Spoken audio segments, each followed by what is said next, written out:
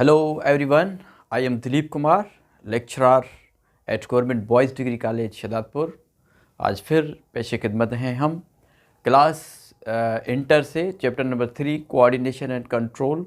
आज हम एंडोक्राइन का ग्लैंड नंबर 3 जो कि बहुत ही काम का ग्लैंड है, आज उसको हम सीखने की कोशिश करेंगे, जिसका नाम है थायराइड ग्लैंड। थायराइड ग्लैंड्स पहले तो ये कहाँ पे होता है और थायराइड ग्लैंड्स के बारे में अगर हम बात करेंगे तो it is located at the base of neck in front of trachea.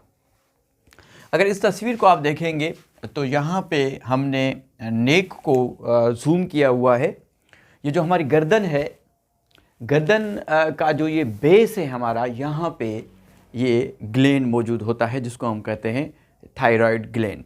अगर आप इस तस्वीर में भी देखेंगे तो ये नेक है और नेक से यहाँ पे जो है ईसोफेगस होता है और ईसोफेगस के बाद लैरिंक्स होता है जिसको वॉइस बॉक्स भी कहते हैं, और वॉइस उसके बाद ये जो ये पाइप आ रहा है इसको विंड पाइप या ट्रेकिया कहते हैं।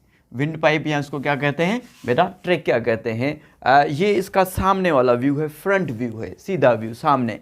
तो इसके जो ट्रेकिया है, ट्रेकिया के सामने फ्रंट पे मौजूद होता है थायराइड ग्लैंड। ये जो टाई की तरह लगा हुआ है इसको थायराइड ग्लैंड्स कहते हैं, जिसकी शक्ल बिल्कुल ऐसे जैसे बिल्ली के कान हो दो, ऐसे इसके दो लोब होते हैं। ये बायलोब्ड है, इसके दो लोब होते हैं और इसकी शक्ल जस्ट लाइक एच की तरह भी है, तो इसको बटरफ्लाई शेप भी कहते हैं।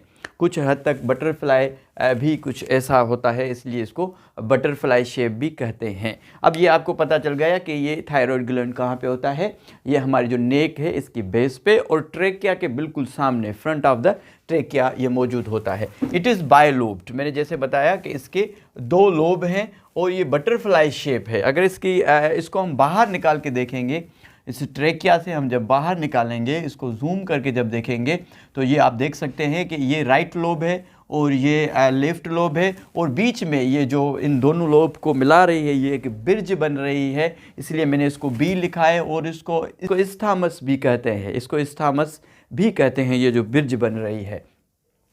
तो आगे हम चलते हैं कि ये जो ग्लैंड है ये क्या सीक्रेट करता है, या हार्मोन ये कौन से सीक्रेट करता है, और उन हार्मोन के हमारे बॉडी में क्या काम है, रोल क्या है, अगर कम हो जाएं, ज़्यादा हो जाएं तो इनके अफेक्ट्स हमारी बॉडी में क्या होंगे। तो अगर सीक्रेशन देखेंगे, secretion of the thyroid gland, तो इसमें 3 किस्म की सीक्रेशन होती है, 3 किस्म के हार्मोन इसमें सीक्रेट होते हैं। पहले यहाँ पे आ जाते हैं एक ये जो T4 जिसको कहते हैं, T4 को हम कहते हैं टेट्रा आयोडोथायरोनाइन, टेट्रा आयोडोथायरोनाइन जिसको T4 कहते हैं। Tetra means 4, iodo means iodine, इसमें 4 आयोडीन होते हैं, इसलिए इसको हम टेट्रा आयोडोथायरोनाइन कहते हैं। ट्राई की मीनिंग है 3 ट्राई आयोडोथायरोनाइन, इसको T3 भी कहते हैं क्योंकि इसमें 3 आयोडीन जो है के मालिक्यूल होते हैं, इसलिए T3 या ट्राई आयोडोथायरोनाइन भी कहते हैं। ये दोनों आपस में इंटरकन्वर्टेबल हैं और इन दोनों को हम एक नाम दे सकते हैं थायरोक्सिन, इनको थायरोक्सिन भी कहते हैं। तो एक हार्मोन थायरोक्सिन हो गया, थायरोक्सिन में T4 और T3 आते हैं, ये दोनों आपस में इंटरकन्वर्टेबल हैं। जो दूसरा हार्मोन है वो है कैल्सीटोनिन।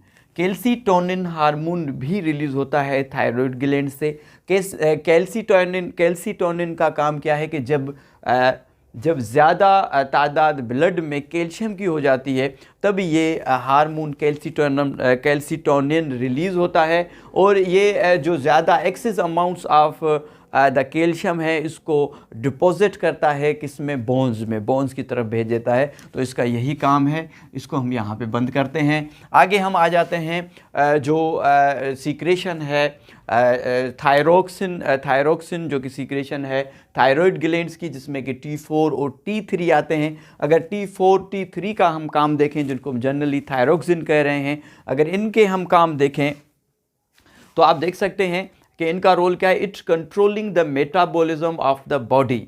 ये मेटाबॉलिज्म जो भी हो रही, मेटाबॉलिज्म आपको पता है कि जो लार्ज कॉम्प्लेक्स चीज़ें हैं वो टूटती हैं सिंपलर वन में, और उनसे हमें एनर्जी मिलती है, और प्लस में हीट मेटाबॉलिज्म के नतीजे में प्रोड्यूस होती है। तो ये कंट्रोल मेटाबॉलिज्म के प्रोसेस को करता है हमारी बॉडी में।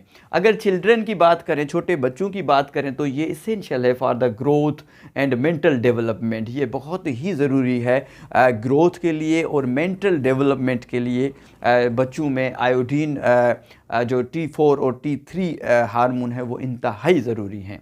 अगर हम देखें कि ये T3 T4 हार्मोन्स जो हैं ज़्यादा बढ़ जाएं, टू मच हो जाएं, या ये टू लिटिल हो जाएं, या ये कम हो जाएं, अगर इनकी डेफिशिएंसी हो या ये ज़्यादा बढ़ जाएं, तो क्या होगा बॉडी में, क्या चेंजेस बॉडी में आएंगी। अगर हम पहले देखें कि टू मच में क्या होता है, इन दोनों में ही मेटाबॉलिज्म तो जो है डिसऑर्डर, मेटाबॉलिज्म के ही डिसऑर्डर होंगे अगर ज़्यादा होंगे या कम हार्मोन होंगे। पहले हम टू मच को देख लेते हैं। जो ज़्यादा अगर तादाद में थायरोक्सिन हार्मोन बॉडी में रिलीज़ हो जाए तो क्या होगा, प्रोटॉर्शन ऑफ द आई बाल, जिसको एक्स ऑप्थाल्मिया भी कहते हैं, कि इसमें क्या होता है, जिसको कि एक्स ऑप्थाल्मिया भी कहते हैं, जिसमें कि ये जो आई के बाल हैं ये सॉकेट से बाहर आ जाते हैं, बाहर ऐसे नज़र आते हैं, बड़ी बड़ी आइस नज़र आ जाती हैं। ये जो अंदर बॉल पड़ा है ये सॉकेट से बाहर आ जाता है, जिसको कहते हैं क्या, प्रोटॉर्शन ऑफ द आई बाल। एक इसमें ये होता है। दूसरा कि हार्ट बीट बढ़ जाती है, और इस पेशेंट में, इस बंदे में जिसमें कि थायरोक्सिन ज़्यादा होगा तो इसमें हीट इंटॉलरेंस होगी, और उसका ब्लड प्रेशर हाई होगा, और इसको प्रोफ्यूज स्वेटिंग मीन्स कि तेज़ पसीना भी इसको आना शुरू हो जाएगा और आता रहेगा, या ऐसे कहें, और वेट जो है वो लूज़ होगा। जब ज़्यादा तादाद में थायरोक्सिन हार्मोन बढ़ जाएंगे तो इसका कहेंगे हाइपरथायरोडिज्म। क्या कहेंगे बेटा, हाइपरथायरोडिज्म। इस तरफ आ जाएं इसके अगेंस्ट, अगर टू लिटिल, जिसको हम कह रहे हैं हाइपोथायरोडिज्म। हाइपो मीन्स कम, हाइपर मीन्स ज़्यादा। जब थायरोक्सिन के हार्मोन की तादाद ब्लड में कम हो जाएगी तो इसमें डिजीज़ होगी मैक्सिडीमा, इसमें डिजीज़ होगी मैक्सिडीमा।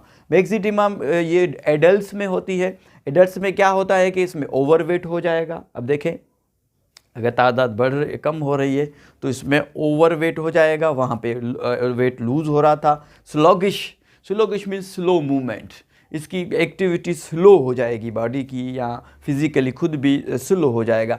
स्किन जो है हमेशा ड्राई रहेगी, ड्राई स्किन होगी, और जो हेयर हैं वो लूज़ होना शुरू हो जाएंगे, और इनटॉलरेंस ऑफ कोल्ड होगी, सर्दी की बर्दाश्त कम हो जाएगी, और कंफ्यूज होगा और डिप्रेस। ये बंदा कंफ्यूज नज़र आएगा और डिप्रेस नज़र आएगा। अगर थायरोक्सिन हार्मोन की कमी बच्चों में हो जाए तो ये क्या काजेज़ करेगी, ये काजेज़ करेगी क्रिटिनिज़म, ये काज करेगी क्रिटिनिज़म। क्रिटिनिज़म स्टंट ऑफ ग्रोथ, ग्रोथ रुक जाएगी, ग्रोथ बिल्कुल रुक जाएगी। इन बच्चों में हाइट का प्रॉब्लम होगा, ये छोटे कद के बच्चे होंगे, और मेंटल रिटार्डेशन, इनमें मेंटल रिटार्डेशन होगी।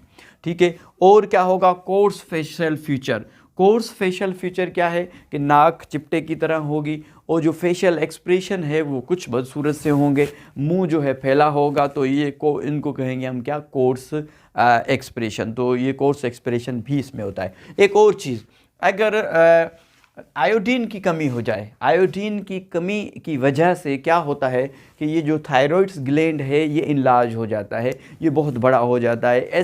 ऐसे बंदे आपने देखे होंगे जैसे कि गर्दन में इतना बड़ा, जैसे कि फुटबॉल का बॉल फंसा हुआ हो, और इस कंडीशन को हम ग्वाइटर कहते हैं। यहाँ पे मैंने लिख भी दिया है कि इनलार्ज ऑफ थायराइड ग्लैंड कैसे होती है, due to the low intake of iodine in diet में जब आयोडीन की कमी हो जाती है तो ग्वाइटर होता है। ग्वाइटर मीन्स कि यहाँ पे गर्दन में ये सूज जाएगा और बॉल लाइक स्ट्रक्चर इसमें नज़र आएगा। तो आज हमने डिस्कस किया है थायराइड ग्लैंड के बारे में। हमने कहा कि थायराइड ग्लैंड्स जो नेक है उसकी बेस पे और ट्रेकिया के सामने बिल्कुल होता है। इसकी शेप बटरफ्लाई है, इसके 2 लोब हैं, इसमें 3 किस्म के हार्मोन्स T3 T4 जिसको थायरोक्सिन कहते हैं, और कैल्सिटोनिन हार्मोन इसमें रिलीज़ होता है। जब कैल्शियम की तादाद बॉडी में ज़्यादा हो जाती है तो कैल्सिटोनिन उसको डिपॉजिट करता है बोन्स की तरफ, और